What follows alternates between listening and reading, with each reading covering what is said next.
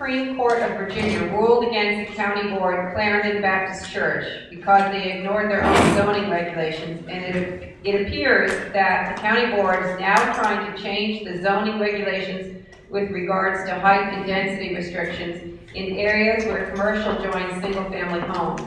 The county board and staff have been working on the Clarendon C3 zoning amendment, which may seek to eliminate current height restrictions of high-rise developments within the 165 feet of single-family homes. It may also seek to eliminate the taper requirement of high-rise buildings, which currently requires new developments to reduce the number of stories in the development as it approaches single-family homes. It also seeks to remove the lot size limitation for high-rises, i.e. the density of a site. Although this amendment targets the Clarendon corridor, if passed, it would also set precedent for all communities, including Cherrydale, with a mix of commercial and single-family homes.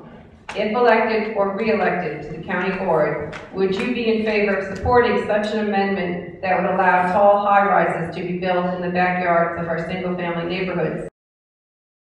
Sometime after this meet the person who wrote this question, because they seem to know a whole lot more about what's going on than I do. I am not aware of such a proposed zoning amendment. If someone's working on it, they haven't discussed it with me. I don't believe that any such thing has been presented to the board, therefore it has not been sent back by the board. Now, I have no doubt that on staff people are working on alternatives for what to do in various circumstances. There's work being done on Clarendon zoning as part of the Clarendon sector plan, apart entirely from the court case that was referred to here. Let me say that in terms of my own view, I worked very hard on the revision of the Clarendon sector plan, the first part of which was adopted earlier this year, and the last part of which we hope to be able to conclude shortly. And one of the fundamental tenets is the taper from the center, a principle that I've supported in every metro sector for as many years as I've been involved in this stuff.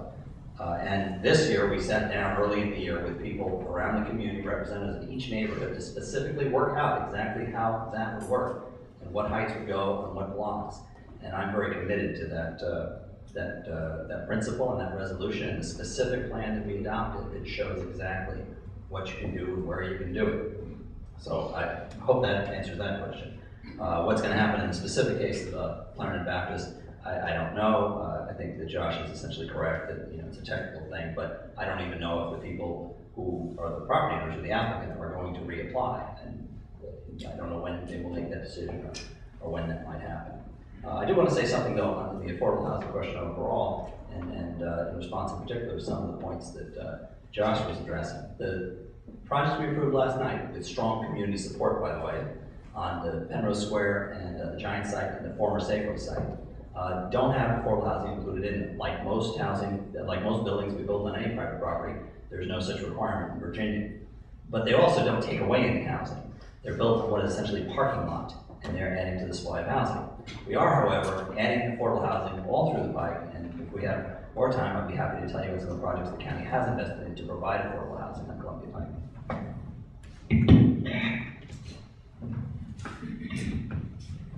Well, I can speak to you about the Clarendon Baptist Church debacle because it's another instance where this county board has been disengaged from the community.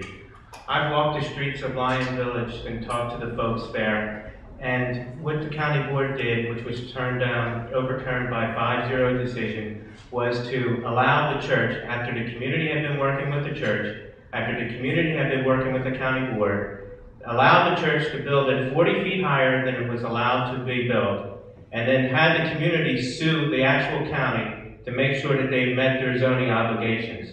This is wrong. If you think about it, when you have us as a community out there dealing with the county, engaged with the county, going to see the county, and the county ignores us on so many occasions, one has to ask the question, why? What are the needs of our community?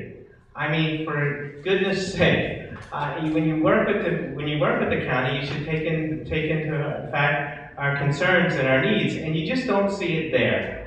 You see it at the Cherrydale fire station. You see it in other instances around the county where I talk to individuals about the fact that they don't get traffic coming in Old Dominion, and the county just is not listening to us, folks.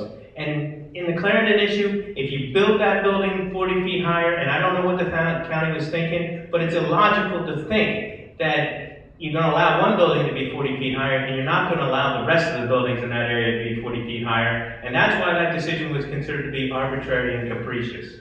So you've got to take into these issues into account. Do we want Clarendon to look like Boston? I think not. Do I want Lee Highway to look like Boston? I think not. Arlington is about residential communities. We're the foundation of this community. I mean, we carry the burden of 52% of the tax base right now, and this board is just not listening to us. What are our priorities? I believe our priorities are the neighborhoods, and I want to make sure that what development is done correctly underneath the law. Thanks.